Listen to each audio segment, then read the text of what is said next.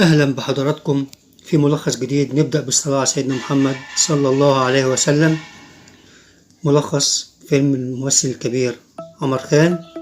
أرجو لكم الاستمتاع بملخص الفيلم والتعليق عليه، ولا تنسوا الاشتراك في القناة وتفعيل الجرس ليصلكم كل جديد.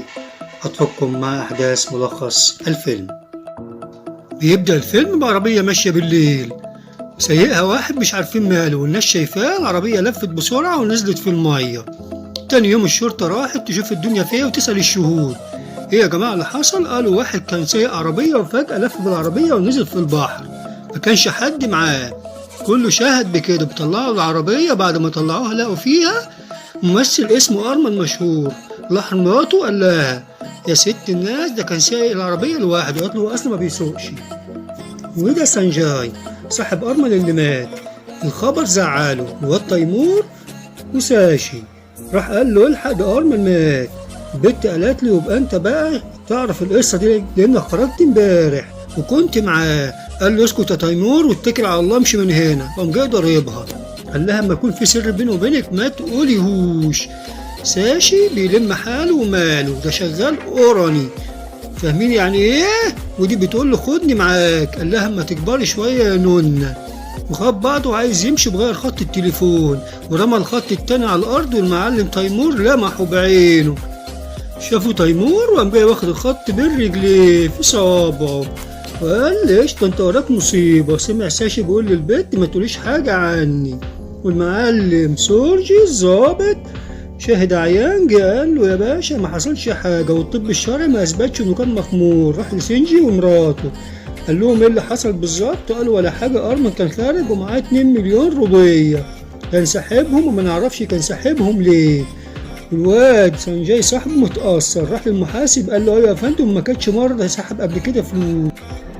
سنجاي عمال يبحث في الامر وخارج هو ومراته. جت جارته ما قالت لهم: ابنكم كرام بعت لكم رسالة. قال لها: بقول لك ايه يا مجنون انت، ما هيش ناقصاكي، ابعد عني. روشت دماغه وروشت مراته، وافتكر ابن اللي كان بيلعب مع صاحبه. فكرته بالمأساة، وركبوا اللانش واللانش اتقلب بيهم وغرق. وللأسف العيال دي غرقت في المية. نط سورجي في البحر وراح عشان ينقذهم الاتنين. انقذ ابن جاره لكن ملحقش ابنه. قاعد بيفتكر والذكريات السوداء، لقى واحدة بتخبط له على الشباك. دي طلعت مين؟ دي سوزي موزي الأمورة يا جماعة. بتقول له: افتح لي العربية. لا، بقول لك أنا ظابط مش بتاع الكلام ده. قالت له: يا عم افتح لي بس، عايز أدردش معاك شوية. أنا عارفة الفندق اللي أنت بتدور وبتبحث فيه. ودي مرات سورجي. راحت الدكتورة تقول لها: أنا وجوزي علاقتنا باظت مع بعضينا خالص من ساعة ابننا ما مات، ومش عارفة أعمل إيه. معلم سورجي راح للواد تيمور اللي شغال في بيوت الدعارة، قال له: خد ياض، وخد منه التليفون لما رن، وداه على البوكس عشان يظبطه وياخد منه اعترافات. والياد اللي تعرفه قال له: يا باشا انا صاحب ساشي بس ما اعرفش اي حاجه، صدقوني. ادوله علقه متينه وما وصلوش معاه الحاجه. راح حط الخط في التليفون واتصل بالنمر اللي عليه، محدش رد. فجأة التليفون رن وعرف. واحد قال له: انا ابعت لك الفلوس ما تقلقش. هنا الواد امين الشرطه بيقول له: خلي بالك، لازم تعترف باللي تعرفه عشان قضيه كبيره. هنا المعلمه مرات سورجي بتقرا جواب الابله دي كانت كاتباه لها ان هي بتحضر ارواح يعني من ابنها اللي مات. اشتغلتها وظبطتها وخلت دماغها تاهت. لعبت بيها الكورة يا عيني، وعمالة تكتب لها في حاجات بتقولها الأرواح.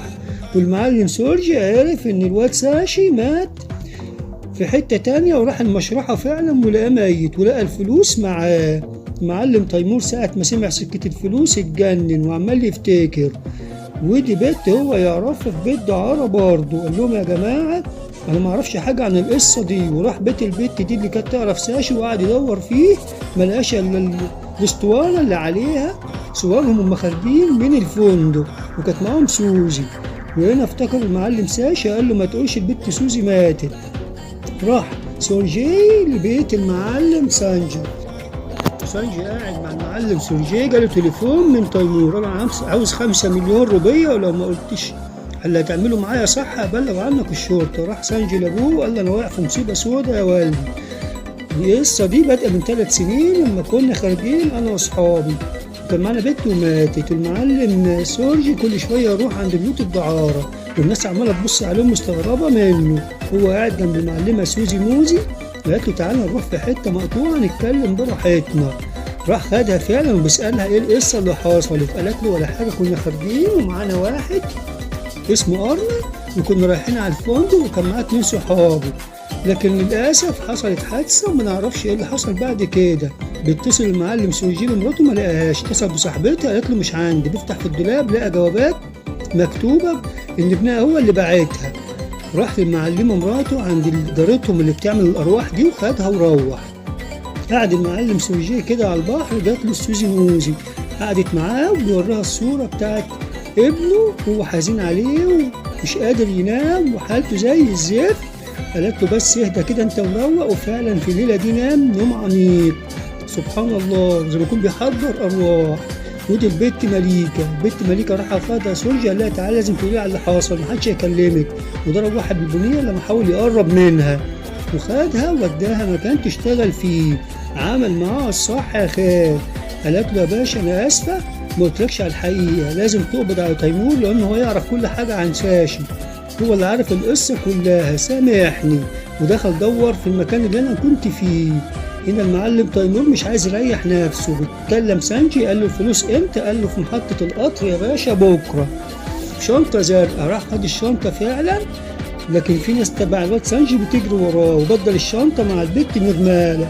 مسكته عصابة سانجي واعترف لهم انه كان صاحب ساشي، ومسكوه ظبطوه ضربوه. سانجي قال لهم اقتلوه، ضربوه بالرصاص. بعد ما ضربوه شاف سوجي قدامه اتجنن، وقع من فوق. طب ساكت، الناس بتحسبه حد ضربه، اتلموا على الناس اللي هم عصابة سانجي وقعدوا يجروا وراهم. قبضوا على واحد ضربوه والباقي هرب. اتقبض عليه، راح المستشفى، راح لسورجي قال له هتعترف باللي تعرفه ولا اخلص عليك، ولا اقول لك انت كده كده جاي لك اعدام، انت متهم باكل تيمور يا معلم. قال له يا باشا سانجي هو الاساس في كل حاجه، هو اللي اتصل بينا وقال لنا نعمل كل حاجه. اعترف له، قال لهم يلا بينا. وراح المعلم سانجي البيت قال له انت متهم بقضية قتل يا جبير، انت اللي قتلت ارمن. قعد يقول له لا انا احكي لك على القصه كلها. احنا كان عندنا صاحب اسمه نيكل كان يعرف ساشي، وخدنا معاه وكان معاه بنت اسمها سمران. البنت دي كانوا واخدينها معانا الفندق، فجأة الباب من ورا اتفتح ووقعوا الاتنين على الأرض، هي وقعت ودماغها اتفلتكت. هم خدوا صاحبهم وحطوه في العربية وسابوها، لكن خد الواد ساشي عنده بعد شوية قال لهم دي ماتت ومعاها اسطوانة هتكشفنا. فين الاسطوانة شغلها لقى فعلا سوزي هي سمران. قال له يا باشا دي معايا لسه عايشة وهي اللي بتقول لي على كل اللي بيحصل. هو ماشي بالعربية، هو المعلم سانجي حس ان هي قدامه، لا ده راكبه وراه، دماغه لفت، كان هيخبط بالعربية، جري هوب خد منه دركسيون لفه ولفت العربية ووقف في البحر. هما الاتنين حاول يطلع من العربية معرفش، مات المعلم سانجي جنبه، لقى سوزي جاية جري بتفتح الباب وبتنقذه، وفعلا طلع قعد بره على الشط مش فاكر ومش فاهم اي حاجة، دماغه لفت.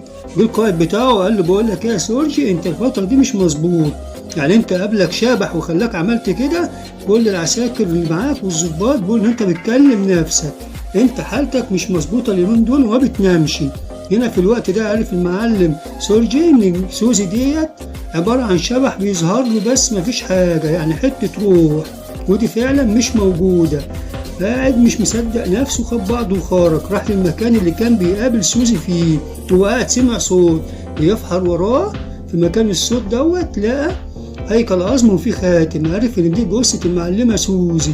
للأسف عرف ان هي كانت شبح. رجع البيت لقى جواب من ابنه، خده عشان يقراه من الجوابات اللي كانت بتكتبها جارته. قال له يا والدة متزعلش مني، انت مالكش ذنب في اللي حصل لي، انا اللي وقعت من اليخت وانا اللي مت، ارجوك انساني وافتكرني بالخير، انا دايما بحب ان انت تكون سعيد وفرحان، عيش حياتك وعيش وقتك وانساني، ما تدمرش حياتك. وراحت له مراته وهي شايفاه وخدته في حضنها. ودي كانت نهاية الفيلم، ارجو ان تكونوا قد استمتعتم بملخص الفيلم والتعليق عليه، ولا تنسوا الاشتراك في القناة وتفعيل زر الجرس ليصلكم كل جديد. وقت ممتع لحضراتكم، باي يا بشر.